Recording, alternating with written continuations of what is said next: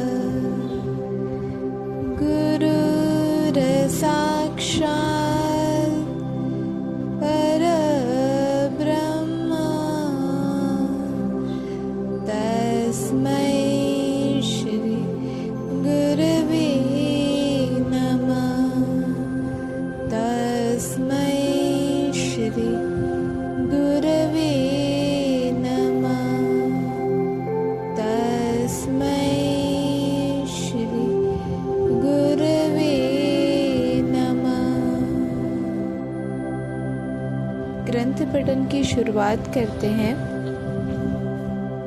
3 प्रकार की आत्माएं जन्म लेती है।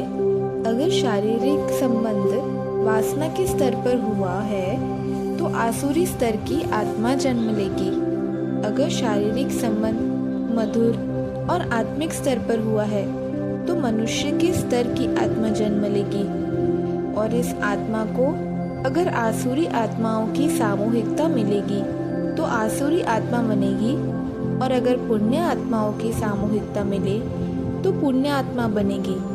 और तीसरा स्तर होता है कि शारीरिक संबंध ध्यान की उच्च आध्यात्मिक स्थिति में हो जाए तो ऐसी उच्च अवस्था में हुआ संबंध दैवी आत्माओं को जन्म देगा।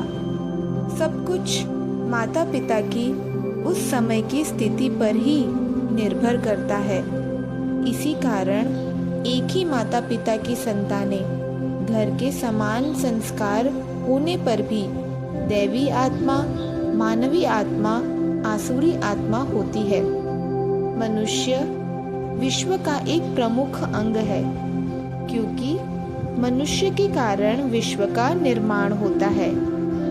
पिंडे ब्रह्मांडे, ब्रह्मांडे पिंडे, यानी जो ब्रह्मांड में है वही पिंड में है। जो पिंड में है वैसा ही ब्रह्मांड में है। अगर ब्रह्मांड को ठीक करना चाहते हो तो पिंड को ठीक करो, ब्रह्मांड ठीक हो जाएगा। अगर विश्व में शांति चाहते हो तो पहले उस विश्व शांति की शुरुआत आत्म शांति से करनी होगी। और उस आत्म शांति की शुरुआत अपनी आत्म शांति से करनी होगी। और आत्म शांति उचित आत्माओं के आगमन से होगी। विश्व शांति का रहस्य ही इसी बात पर निर्भर है कि कैसी आत्माएं जन्म लेंगी। आत्माएं स्वयं जन्म नहीं ले सकती है। उन्हें इस धरती पर अवतरित होने के लिए शरीर रूपी माध्यम की आवश्यकता होती है। बुरी आत्माओं को अगर बुरे शरीर रूपी माध्यम ही नहीं मिले तो वे इस जगत में अवतरित ही नहीं हो सकती है। और जब वे अवतरित ही नहीं होंगी तो इस दुनिया में अशांति आएगी ही नहीं और इस विश्व में शांति स्थापित हो जाएगी। इस विश्व शांति को लाने के लिए आसुरी आत्माओं का आगमन ही रोकना होगा। और यह आगमन रोकना है तो गर्भाधान संस्कार का ज्ञान आज की पीढ़ी को शादी के पूर्व कराना होगा। माँ और बाप दोनों को एक अच्छी आध्यात्मिक स्थिति करनी होगी। यह लक्ष्य असंभव सा लगता है पर धीरे धीरे मनुष्य को अपने जीवन में इस लक्ष्य की ओर पहुंचने का प्रयास करना होगा। इसमें प्रत्येक मनुष्य को अपना योगदान देना चाहिए। हो सकता है उसके जीवन काल में यह लक्ष्य प्राप्त न हो सके, फिर भी अगली भावी पीढ़ी को तो वह शांत प्रेममय विश्व मिल सकेगा और आपको ऐसे महान कार्य में अपना सहयोग देकर आत्म शांति का अनुभव करने का सौभाग्य मिलेगा। आज विश्व में अशांति का कारण ही इस गर्भाधान संस्कार का महत्व न समझना है। यह एक ऐसा संस्कार है जो विश्व का निर्माण करता है। आज इसका महत्व नहीं रह गया है क्योंकि इसका ज्ञान ही मनुष्य को नहीं है। इसीलिए समाज में यह सजीव ज्ञान पहुंचाना होगा, जिस सजीव ज्ञान के माध्यम से मनुष्य अनुभूति को प्राप्त करेंगे और अनुभूति को प्राप्त कर अपनी आध्यात्मिक स्थिति प्राप्त करेंगे। आध्यात्मिक स्थिति का धर्म से कोई लेना देना नहीं है। प्रत्येक धर्म में आध्यात्मिक स्थिति प्राप्त करने का मार्ग बताया ही गया है।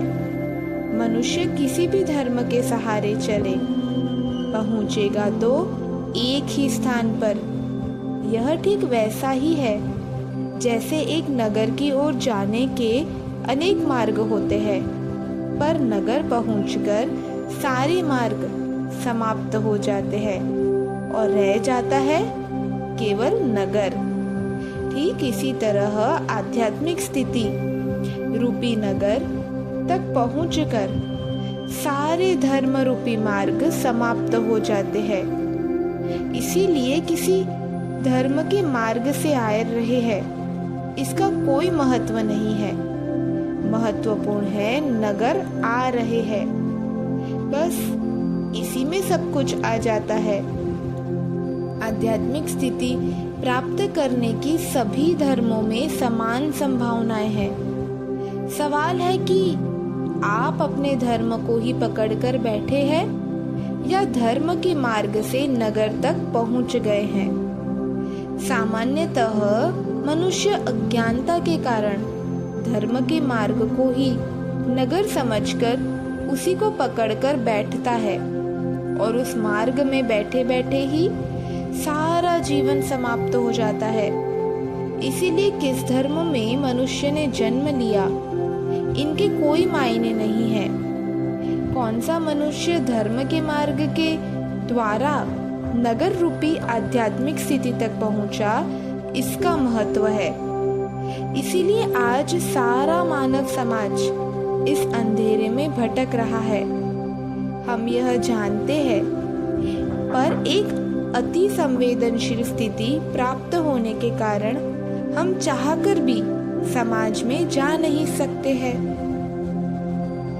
यह वैसा ही है जैसे सफेद कपड़े पहनकर कोयले की खदान में काम नहीं कर सकते हैं, पर इसके लिए हमारे पास उम्र की काफ बाकी नहीं रह गई है। जो प्राप्त था उसे संभाल कर रखने में ही सारा जीवन चला गया है। हम हमारे जीवन में सजीव ज्ञान को संभाल कर रखने का कार्य ही कर सके। इस ज्ञान को समाज में बांटना चाहते हुए भी समाज में बांट न सके, क्योंकि बांटने का कार्य हमारा नहीं था, संभालने का कार्य हमारा था, इसीलिए संभाला। अब बांटने का कार्य तुम्हारा है, तुम अपने जीवन में बांटो। कोई ज्ञान प्राप्त करना आसान है, बांटना कठिन है। बांटने के लिए अति संवेदनशील हृदय होना चाहिए, जो सारी मानव जाति को अपने भीतर समा सके। वह हंडा चाहिए जिसमें सारा विश्व समा सके। इतना बड़ा हंडा हमारा नहीं है, पर तेरा है। इसीलिए तेरे हंडे में हमने योगदान दिया है, हमारा अपना ज्ञान का योगदान। हमने हमारा कार्य किया, तुम तुम्हारा कार्य करो। मैंने फिर अपनी शंका व्यक्त की। मैंने जीवन में कभी कुछ बांटा नहीं है, बांटना मुझे आता नहीं है। मैं किसी से ठीक से बात नहीं कर सकता, किसी को ज्ञान कैसे दूंगा? और जब मैं ठीक से दे ही नहीं सकता, तो यह ज्ञान कोई लेगा कैसे? और क्यों लेगा? मैं खुद ही अज्ञानी हूँ। मैंने कोई शास्त्र नहीं पढ़े हैं, न ही कोई धार्मिक ग्रंथ पढ़े हैं। मुझे कुछ भी ज्ञान प्राप्त नहीं है, न ही मैंने कोई ध्यान साधना की है, न ही मेरे पास कोई शक्ति है, न ही कोई ज्ञान है। और अब आप भी साथ नहीं रहने वाले हो। मैं अकेला क्या कर सकता हूँ? मुझसे यह नहीं होगा। आप और कोई माध्यम चुन लो। अभी देह त्याग मत करो। किसी अच्छे माध्यम को प्राप्त करने तक रुको। अपना ज्ञान किसी ज्ञानी पुरुष को देकर फिर देह त्याग करो। आप जो जिम्मेदारी मुझे सौंप रहे हैं, मैं इसके योग्य नहीं हूँ। गुरुदेव ने गंभीरता से कहा, योग्य और अयोग्य का फैसला मेरा नहीं है। तुम्हारा चुनाव मेरे गुरुओं ने किया है। गुरुओं द्वारा की गई पिछले 800 सालों की साधना ही तुम तक आकर खत्म होती है। तुम्हारे अंत के साथ साधना के एक युग का अंत होगा और इन 800 सालों का ज्ञान बट नहीं सका तो उस साधना का कोई अर्थ नहीं है। यह सजीव ज्ञान पुस्तक का ज्ञान नहीं है, अनुभूति का ज्ञान है। पुस्तकों में तो केवल जानकारी ही होती है। सजीव ज्ञान से सारी जानकारी भीतर आत्मा से ही हो सकती है। फिर पुस्तक पढ़ने की आवश्यकता ही नहीं होती है। तुम स्वयं पुस्तक हो, लोग तुम्हें पढ़ेंगे। पुस्तक थोड़े ही पुस्तक को पढ़ती है। अपने आप को पहचानो। जब अपने आप को पहचान लोगे, सारा भ्रम दूर हो जाएगा। अरे बाबा, भोजन परोसना भी एक कला है। वह प्रत्येक में नहीं होती है। और जिसे भोजन परोसना आता है, आवश्यक नहीं है कि उसे भोजन बनाना भी आता हो। भोजन बनाने वाले अनेक हो सकते हैं, भोजन परोसने वाला एक होता है। तुम परोसने वाले हो, बनाने वाले नहीं। इसीलिए ज्ञान प्राप्त करने की कोई आवश्यकता ही नहीं है। वह तो गुरु कृपा में हो ही जाएगा। केवल बांटने का कार्य करो। वही कार्य तुम्हारा कर्म क्षेत्र है। जो कार्य सौंपा है उसे करना प्रारंभ करो। कार्य होना शुरू हो जाएगा। उस कार्य को कैसे करूँगा यह मत सोचो। पक्षी थोड़े ही सोचता है, इतना बड़ा आकाश है तो मैं कैसे उड़ूंगा। बस उड़ने लग जाता है, क्योंकि पक्षी का जन्म ही उड़ने के लिए हुआ है। वैसे ही 800 साल की इस साधना की समाप्ति तुम्हारे हाथों से ही होगी। इस ज्ञान यज्ञ में अंतिम आहुति तुम्हारे द्वारा ही डाली जाएगी। यह पूर्व निश्चित है और तुम्हारे जीवन का यही उद्देश्य है। और यह कार्य मैं कैसे करूँगा, यह शरीर के अहंकार का भाव है। उस मैं को छोड़ो तो सारी स्थिति साफ हो जाएगी। यह कार्य तुम करने वाले नहीं हो, यह कार्य तुम्हारे माध्यम से संपन्न होगा। अरे बाबा, 800 सालों के ज्ञान का यह भंडार तुम कैसे बांट सकते हो? वह तुम्हारे माध्यम से बटेगा। यह मैं का अहंकार छोड़कर समर्पित हो जाओ। जीवन में सब कार्य घटित हो जाएगा। तुम केवल एक माध्यम हो। अपने आप को केवल माध्यम समझो। जब भी कभी अधिक कार्य हो तो अपने आप को माध्यम समझो।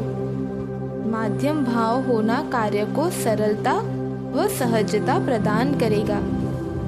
जो कार्य मेरे गुरुदेव ने मुझे सौंपा था वह मैं पूर्ण करके जा रहा हूँ। अब तुमसे वह कार्य कैसे होगा, वह सोचना तुम्हारा कर्म क्षेत्र नहीं है। यह तुम अनुभव करोगे और यह स्थान तुम्हारा कार्य क्षेत्र नहीं है। इसीलिए कह रहा हूँ कि एक दिन तुम्हें इस स्थान से जाना ही होगा, पर तब तक आनंद से रहो। यहाँ से जाने का प्रयास मत करना। जाने का समय आएगा, खुद ही चले जाओगे। मुझे भी जब मेरे गुरुदेव ने यह सजीव ज्ञान का भंडार सौंपा था और कहा था कि तुम्हारे आने तक संभाल कर रखना है, तब मेरी भी तुम्हारी जैसी ही दशा थी। कुछ मिला ही नहीं है ऐसा लगता है, तो फिर संभालूं क्या। पर जब तुम्हें प्रदान किया तब देते समय पता चला ज्ञान का इतना विशाल भंडार था, क्योंकि जब आया तो मेरे प्रयत्न से नहीं आया, और जो आया वह गुरु कृपा में आया। इसीलिए आते समय पता भी नहीं चला था कि कुछ आया भी है, पर जब दिया तब पता चला कि क्या आया था। ठीक वैसा ही जब तेरे माध्यम से विशाल स्तर पर कार्य होगा, तब पता चलेगा कि कितने विशाल स्तर पर आया था। फिर अंधेरा होने लग गया और हमने विश्राम का निर्णय लिया। गुरुदेव के साथ समय कब बीत जाता था पता ही नहीं चलता था। सुबह सुबह ठंडी ठंडी हवाओं के कारण नींद खुल गई। पहाड़ी का शिखर होने के कारण बहुत ही ठंडी हवा थी, और हमारे पास तो ओढ़ने बिछाने के लिए भी कुछ नहीं था। गुरुदेव तो शांत सोए थे। वे सोते थे तो लगता था एक नन्हा सा शिशु शांत चित्त से सो रहा है। उनको सोते हुए देखने से ही आनंद मिल जाता था। फिर थोड़ी देर बाद वे भी उठ गए। अब मेरे पास समय बहुत थोड़ा रह गया है। आज मुझे मानव जीवन की उत्क्रांति का ज्ञान कराता है। मानव देह परमात्मा की निर्मिति का सर्वश्रेष्ठ नमूना है। अनेक योनियों में जन्म लेने के बाद आत्मा मानव योनि में आती है। उसकी उत्क्रांति अनेक योनियों में जन्म लेने के बाद ही संभव होती है। कई मनुष्यों पर मनुष्य योनि में जन्म लेने के बाद भी पूर्व जन्म के प्रभाव, पूर्व योनियों के प्रभाव पाए जाते हैं। मनुष्य योनि में आने के बाद भी क्रमबद्ध तरीके से उसका विकास होता है, और सारा विकास इन बातों पर निर्भर करता है उसे कैसा सानिध्य मिला, कैसी संगत मिली, कैसे माता पिता मिले। ये सब बातें मनुष्य की उत्क्रांति में सहायक होती है। साधारणतः आत्मा प्रथम अत्यंत दरिद्र के घर में जन्म लेती है, और 2 समय के भोजन की व्यवस्था में ही सारा जीवन चला जाता है। सारा समय भोजन की व्यवस्था करने में ही बीतता है। ऐसे समय आत्मा इच्छा करती है कि कम से कम 2 समय का भोजन तो ठीक से मिलना चाहिए, तभी आगे कुछ किया जा सकता है। तो अगले जन्म में थोड़ा ठीक सा परिवार मिलता है। 2 समय के खाने की समस्या नहीं होती है। कपड़े, मकान, शिक्षा की आवश्यकता होती है। फिर इन सब आवश्यकताओं पर चित्त रहता है, तो अगले जन्म में एक मध्यम वर्गीय परिवार में जन्म लेती है। इस जन्म में ये सब बातें उपलब्ध हो जाती है। फिर अधिक सुविधाएं, अधिक धन मिलना चाहिए, ऐसे विचार आते रहते हैं। विचार अधिक आने के कारण कार्य कम ही हो पाता है, और विचार करने में सारा जीवन चला जाता है। फिर अगले जन्म में किसी धनवान के यहाँ जन्म लेती है। इस बार सभी आवश्यकताओं को पूर्ण करने के लिए पर्याप्त धन रहता है। फिर भी शरीर की आवश्यकताएं असीमित होने के कारण और भौतिक सुख प्राप्त होने चाहिए, और अधिक भौतिक सुख सुविधाएं प्राप्त होनी चाहिए, ऐसी इच्छा रहती है। और वह इच्छा पूर्ण करने के लिए अधिक और अधिक धन होना चाहिए। ऐसी इच्छा होती है और यह इच्छा रहते हुए भी मृत्यु हो जाती है। फिर अगले जन्म में अत्यधिक धनवान के घर जन्म लेती है, जहाँ पर जन्म से ही सारी सुख सुविधाएं होती है। और फिर भी मनुष्य अत्यधिक धनवान होने के कारण अत्यधिक भौतिक सुख सुविधाएं प्राप्त करता है, और अत्यधिक धन और अत्यधिक भौतिक सुख सुविधाएं प्राप्त करने के बाद भी अपने वृद्धत्व के समय यह महसूस करता है, जिस धन को कमाने में मैंने सारा जीवन व्यतीत कर दिया और मैंने सोचा था कि अधिक धन से अधिक सुख प्राप्त होगा, पर सुख तो मुझे मिला ही नहीं। प्रत्येक भौतिक साधन थोड़े समय के लिए ही सुख प्रदान करता था और उस समय लगता था यही सुख है, पर बाद में पता चलता था कि वह क्षणिक सुख था और बाद में फिर वही खालीपन, फिर वही नए सुख की तलाश रहती थी। यानी मनुष्य को यह ज्ञान हो जाता है कि भौतिक साधन शाश्वत सुख नहीं दे सकते हैं। भौतिक साधन जो सुख देते हैं वह शरीर का सुख है और वह सुख क्षणिक ही होता है, पर ज्ञान होते होते उसका जन्म ही समाप्त हो जाता है। पर उस आत्म सुख को पाने की इच्छा बाकी रह जाती है, जिसे पाने के बाद कुछ भी पाने की इच्छा नहीं रह जाती है। फिर उस सुख को पाने की इच्छा रह जाती है और उसकी मृत्यु हो जाती है, और फिर वह अगला जन्म लेता है तो उस आत्म सुख को प्राप्त करने के लिए ही लेता है, और फिर अपने बचपन से ही इस ओर चलने लगता है। और फिर इस जन्म में उसने जिस घर में जन्म लिया है, उस घर के धर्म को वह आत्मसुख प्राप्ति का साधन समझता है, उसे ही पकड़ लेता है और फिर जीवन भर धर्म को ही पकड़े रहता है। वह जीवन में एक धार्मिक व्यक्ति भी कहलाता है, जो जीवन भर अपने धर्म के रास्ते पर चला। ऐसे मनुष्य जन्म से ही बड़े धार्मिक होते हैं। धर्म में उनकी बड़ी आस्था होती है। बड़ी से बड़ी कठिनाई में वे अपने धर्म को पकड़े ही रहते हैं और उस शाश्वत सुख की खोज में करते रहते हैं। फिर वे इस सुख की खोज में अनेक कर्म कांड भी करते हैं जो उस धर्म के अनुसार होते हैं। कोई पूजा करता है, कोई प्रार्थना करता है, कोई जाप करता है, कोई हवन करता है। ये सब कर्मकांड उसको थोड़ा सुख देते हैं और उस समय उसे लगता है कि वह उसकी मंजिल तक पहुंच गया, लेकिन आत्मा की खोज बाकी रहती है। यानी शरीर कहता है पहुंच गया और आत्मा कहती है नहीं, अभी आत्मा का सुख और है। और अपने धर्म को जीवन भर अपनाकर भी उसके जीवन में पाने के लिए कुछ बाकी रह जाता है। फिर जो रह जाता है वह है आत्म सुख।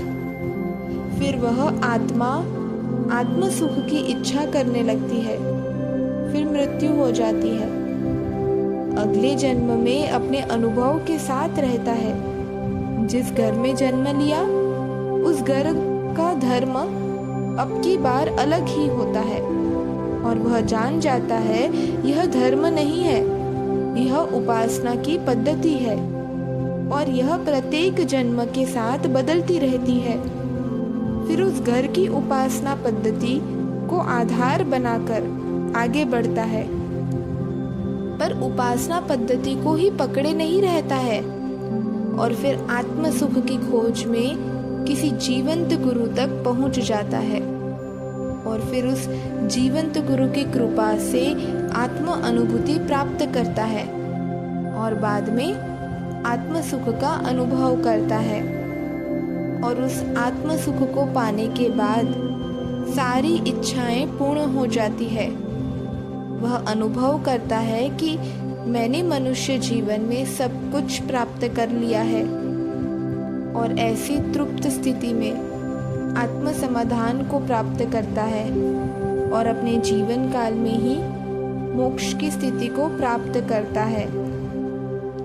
फिर भले ही देह से उसकी मृत्यु बाद में होती है, इस मृत्यु के बाद फिर उसका जन्म नहीं होता है, क्योंकि अब जन्म लेने के लिए कोई इच्छा ही कारणीभूत नहीं रही और उसका उत्क्रांति का चक्र पूर्ण होता है। मनुष्य को इतने लंबे चक्र को पार करना पड़ता है। अपनी संगति के अनुसार मनुष्य इस जीवन चक्र को जल्दी या देर से प्राप्त करता है। आत्मा किसके सानिध्य में रही, सब कुछ इस पर निर्भर है, क्योंकि अच्छे सानिध्य के कारण आत्म सुख का मार्ग जल्दी भी प्राप्त हो सकता है। पर सामान्यतः मनुष्य योनि में यात्रा इस प्रकार की ही होती है। मनुष्य अपनी इच्छा को पूर्ण करने के लिए ही जन्म लेते रहता है। जब इच्छा ही बाकी नहीं रही तो जन्म का कोई उद्देश्य ही नहीं रह जाता है, और यही स्थिति मोक्ष है। अब मेरा अंतिम समय आ गया है और मैंने यह इसीलिए बताया कि मैं अपने साथ कोई ज्ञान लेकर जाना नहीं चाहता हूँ। मैं खाली होकर जाना चाहता हूँ। अगले दिन सुबह सूर्योदय के साथ मैं देह त्याग करूँगा और सूर्यास्त के पूर्व ही तुम मेरा दाह संस्कार करोगे। गुरुदेव यह सब बड़ी आसानी से बता रहे थे और मैं था कि गुरुदेव के बिना इस जगत में रहने की कल्पना से ही कांप उठता था। उनके शरीर की कोई गतिविधियां नहीं होती थी, कोई क्रियाकलाप नहीं होते थे, वे पड़े रहते थे। फिर भी मेरे लिए बड़ा सहारा था। इतने बड़े वीरान टापू में एकमात्र सहारा थे। कल वे भी चले जाएंगे, यह सोचकर ही मैं अस्वस्थता महसूस करने लग गया। उन्होंने बताया, मेरे देह त्याग के बाद 3 दिनों तक यहाँ रहना, उसके बाद कुटीर में जाकर रहना। देह त्याग के बाद भी 3 दिनों तक मैं इसी स्थान पर रहूँगा। शरीर के प्रभाव से आत्मा को मुक्त होने में 3 दिन लगते हैं और 3 दिनों के बाद आत्मा मुक्त होकर अगली गति को प्राप्त होती है। मेरा भी यही आखिरी जन्म था और तुम्हारा भी यही आखिरी जन्म है। तुम्हें अपने आखिरी जन्म के कर्तव्य को अभी पूर्ण करना है। तुम्हारे हाथ से ही मेरा दाह संस्कार हो, यही मेरी अंतिम इच्छा थी। मेरी मृत्यु के बाद मेरी मोक्ष की प्राप्ति में तुम साधन बनने वाले हो। मैंने इस ध्यान मार्ग से सब कुछ प्राप्त कर लिया। अब पाने के लिए कुछ नहीं रह गया और तुम भी इसी ध्यान मार्ग से सब कुछ प्राप्त कर लोगे। और गुरुदेव सूर्यास्त के समय सूर्य को नमस्कार कर रहे थे। उन्होंने कहा, यह मेरा अंतिम सूर्यास्त है। कल का सूर्यास्त मैं नहीं देख सकूंगा। सूर्यास्त भी आत्मा को बड़ी शांति प्रदान करता है। जय बाबा स्वामी, जय आत्मेश्वर। अब हम सब मिलकर कुछ देर ध्यान में जाएंगे।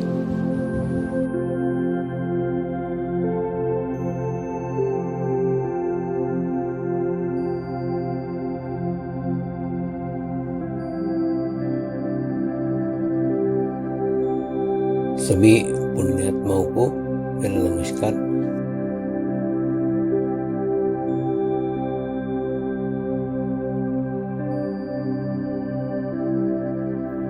गुरुर्ब्रह्मा गुरुर्विष्णु गुरुर्देवो महेश्वरा, गुरु साक्षात् परब्रह्म तस्मै श्री गुरुवे नमः।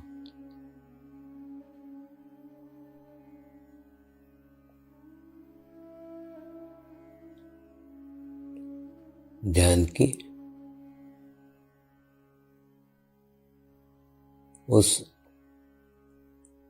स्थिति में जाएंगे जहाँ शरीर भाव पूर्णतः समाप्त हो जाता है।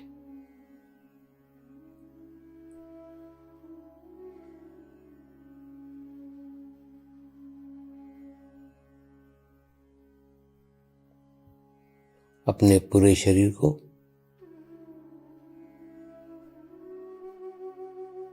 पूर्णतः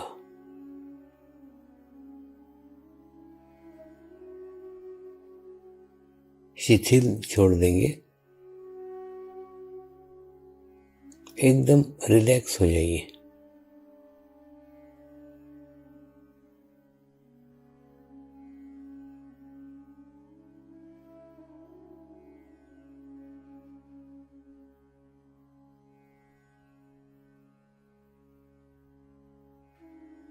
मेरे साथ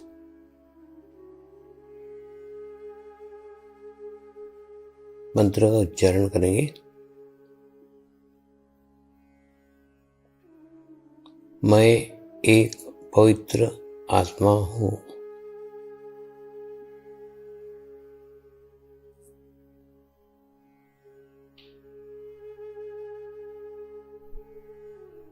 मैं एक शुद्ध आत्मा हूँ।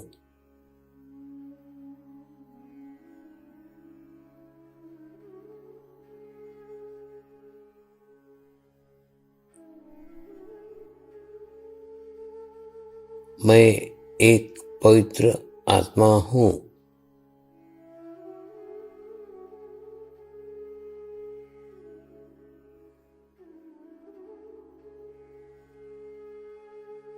मैं एक शुद्ध आत्मा हूँ।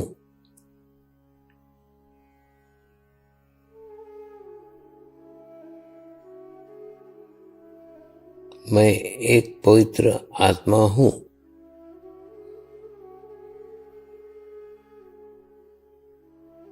मैं एक शुद्ध आत्मा हूँ।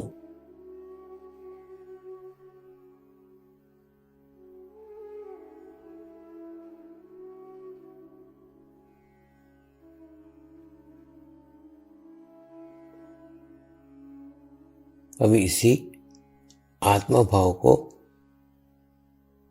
बनाए रखते हुए गुरु मंत्र का उच्चारण करेंगे।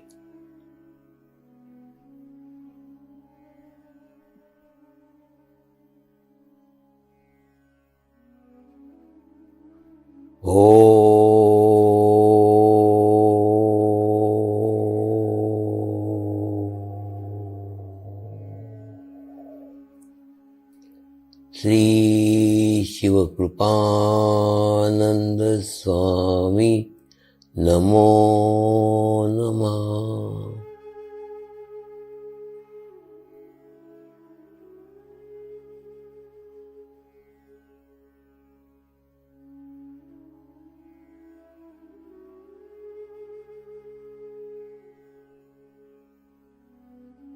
ओम श्री शिव कृपानंद स्वामी नमो नमः।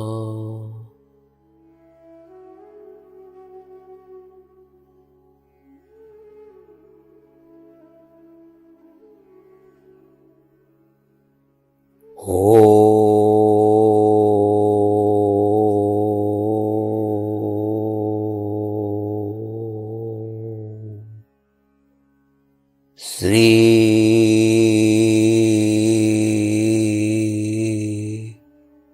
शिव कृपानंद स्वामी नमो नमः।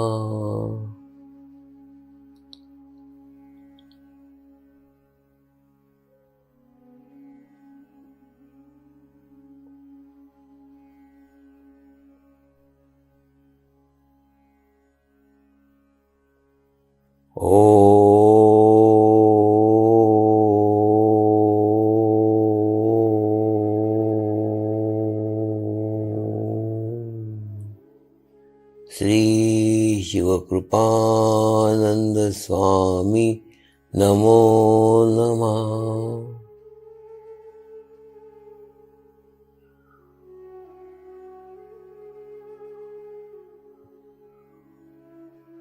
ओम श्री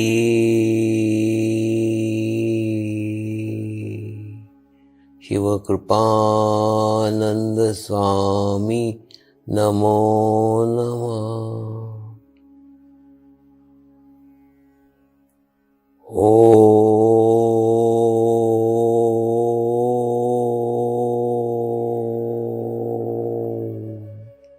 श्री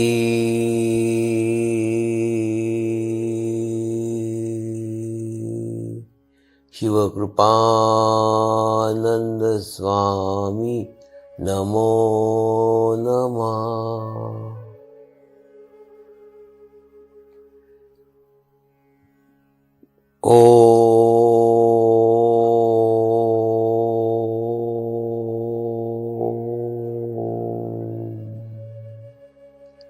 श्री शिवकृपानंद स्वामी नमो नमः।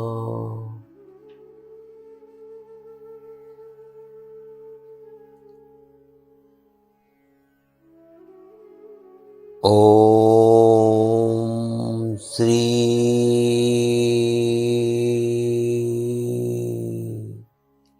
शिवकृपानंद स्वामी नमो नमः।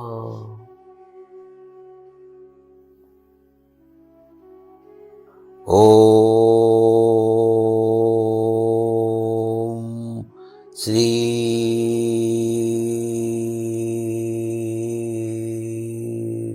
शिवकृपानंद स्वामी नमो नमः।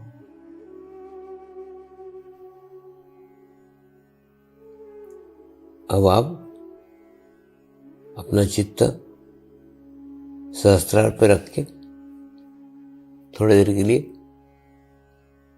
ध्यान में जाएंगे।